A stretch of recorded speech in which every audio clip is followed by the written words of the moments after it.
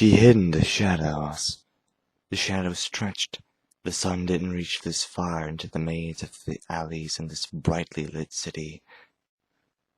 She started to carefully and quietly walk away from the approaching footsteps and soft cackling.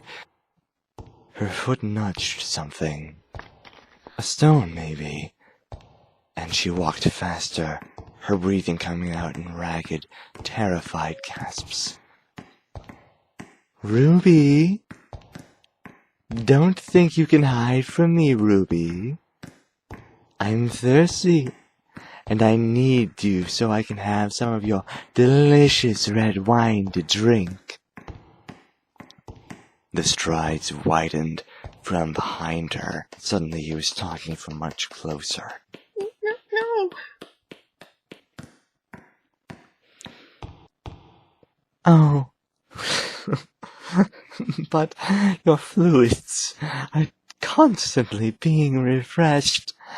And though warm, I always find that it's quite satisfying, the taste of human blood. Wouldn't it be a delightful experience if you were to allow me to sift from the devil's nectar?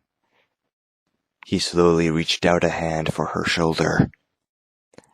I'm sure that the both of us would find it to be an otherworldly sensation that isn't capable of being described by the mortal tongues.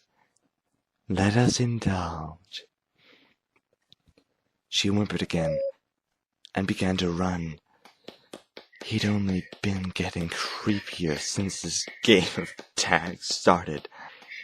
He calmly walked after her, following her footsteps through the continuing shadows of the intertwining alleys. There's nowhere to run, sweetheart. I know every nook and crack of this place. Of course you would. He was already a presenter of it after all. He watched from his distance as his prey tried to break her notepad out of her pocket.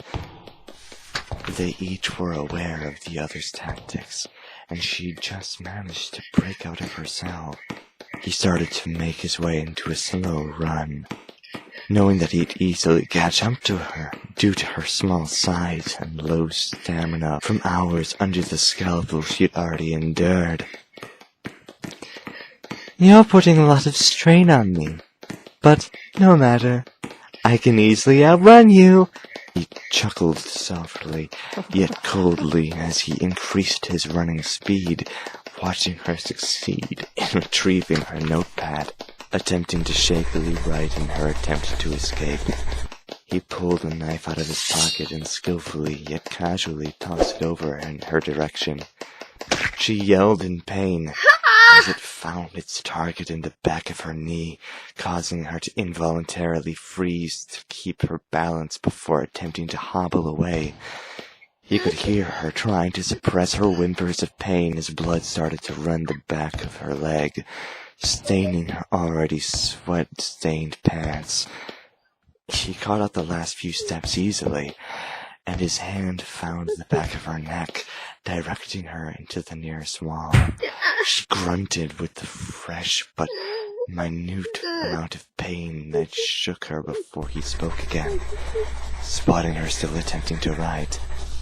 I'm sorry. What was that you're transcribing, sweetheart? I hope you don't mind if I take a little peek. She tried to move away, still writing something unintelligible. His patience was wearing thin now. He tossed her down, watching her instinctively landing on her good knee. He took the moment of her being stunned, while still keeping hold of her items, kicking at the knife and jamming it further into her leg. She gasped and whined out, but continued to write. Say, sweetheart, I think it's time that we had a little talk about pain. She gritted her teeth and appeared to be ignoring him, trying to take her chance, though her mind was almost blank from panic. Yet, as he had wondered before, she was receiving more psychs than she probably should. In a way, she was glad for that. It was how she'd got out. He should have hidden these items better. He knew how dangerous her writing was. He narrowed his literally empty eyes, yet kept his gentle tone. Silly scatterbrain. I said that pain was meant to be the topic, not your journaling. He kicked the knife even further in, lodging the blade so it was barely visible. She gasped, still trying to hold back her screams as she had practiced under the scalpel, but shivered and breathed in shallow, panicked, pained breaths. Class is in session. She finally stopped writing, gripping onto the pad and pencil so hard in her pain that her knuckles were turning white. He knew she was listening despite her whimpering and whining. Now that I have your attention, pain is a gift. Without pain, we wouldn't be able to live for more than a couple of days, because we wouldn't be able to sense the danger around us. Pain is renewal.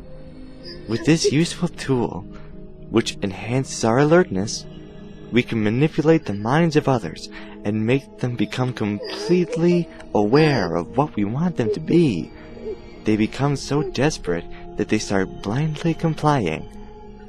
Then the more pain that we cause, the more the brain will shove aside all of the information, not including what's going on at that moment, and the agony that they're processing, of course. That's when you tell them what they're truly meant to be.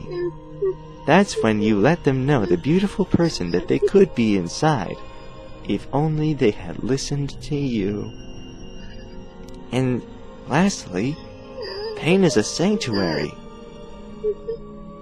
He watched the familiar terror in her eyes as he kindly smiled at her, gripping the handle and twisting the knife around. She gasped and hung her head, shivering more violently, eyes clenched tight. Kevin continued. Because without pain, you would have nothing to look forward to before you died. He hoped she wouldn't black out from lack of oxygen or shock. The class had only just begun after all. He cackled softly, almost hearing her heartbeat as it continued to rise. He knew, however, that the time in the cells had simply been rehearsals. Oh, I'm going to have so much fun with you. He continued to twist and dig the blade in, the blood continuing to seep. He was amused how she'd lasted this long. She still barely breathed through her gasps of pain. She knew he was no longer playing. She was really his canvas now. We're going to play for hours and hours and hours, and you should know your winged pet isn't going to come and save you this time. She caught a glimpse of the angel in her mind, bloodied and limp. At least they wouldn't be worried about where they were going. She made sure to reserve a spot for them. But it still hurt more than the knife to know that the one who originally saved her was never going to again. They didn't even know how she felt. She'd been meaning to tell them. Heartbreak clouded her mind, and she found a familiar phrase. Kevin, please. Her voice had come out as a shaken whisper, and he tilted his head. Come again, sweetheart. I seem to be having a hard time with hearing today. All I can seem to process is the sound of my knife showing you how much it loves you. He finally ripped the blade out of the back of her knee, giving her a moment of pain relief despite the spurting blood. only before jamming it into her lower back. Avoiding vital organs, of course. He'd had enough practice himself. She gave back into the pain, almost willingly forgetting to breathe and finally losing her grip on her items as she used her hands to support her still shaking frame. He tilted his head again as he admired the knife, almost as though it was an adorable pet. Look at how it's clinging. It's all over you. His gaze wandered to the page of the writing, staring up at the open sky. I can't help but notice the notepad and writing utensil that you seem to have misplaced. I know that I said that I would kill you and everything, but I'm rather curious as to what you were writing. Excuse me? He stepped over her, only to step on the hand nearest to the pencil before picking up the notepad. He noticed she barely reacted other than gritting her teeth again. Perhaps she was running low on energy. He scanned the page, realizing the words shakily scrawled on it were in English. Huh. That's funny. I can't read a word. Oh well. He tossed it aside and knelt down to meet her gaze, smiling at her again. Shall we begin the second lesson of our class? I wonder what the next topic should be. Oh, how I wonder! There are many different ideas all buzzing through my head, but, gosh, I just can't seem to choose. He watched her slowly lift her head up to meet him, pain beyond tears still ripping through her. She seemed to wish she was back in the cell. At least the scalpel just made scratches. She also seemed expectant. He had no eyes to see with, but his third eye, invisible as it might have been, gave him all the sight he needed. I don't like that expectant look that you're giving me, as though you're thinking that something significant could actually happen to you to change the tide of my ongoing current. Say, that gives me an idea. The pointlessness of sight. No worries, I've got just the trick. There's a blindfold in my pocket. Let me just use that, so that way we can keep my next move a surprise. He reached into his jeans, pulling out a surprisingly clean strip of fabric. He reached towards her face with it. Hold still. Despite her situation, she never ceased to surprise him. She glared before trying to grasp it in her teeth in an attempt to stop her sight from being eliminated. Evidently, she didn't care if she was gagged again. Now, sweetheart. I don't think that either of us wants your mouth around that blindfold. You don't want to know the horrors that it's seen by preventing others from seeing. Relax, so I can continue my lesson.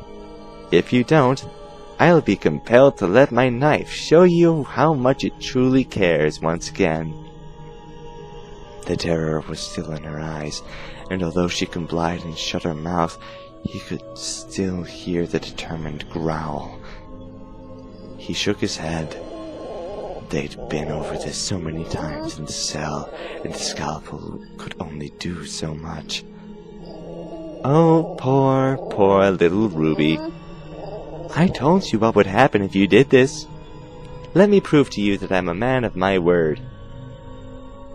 He stood and stepped back over her, violently yanking the knife out of her lower back, only to stab in again higher up, again avoiding vital organs. She finally seemed to lose all hope, moving to lean against the wall as she whined once more, shutting her eyes as though completely drained of all energy.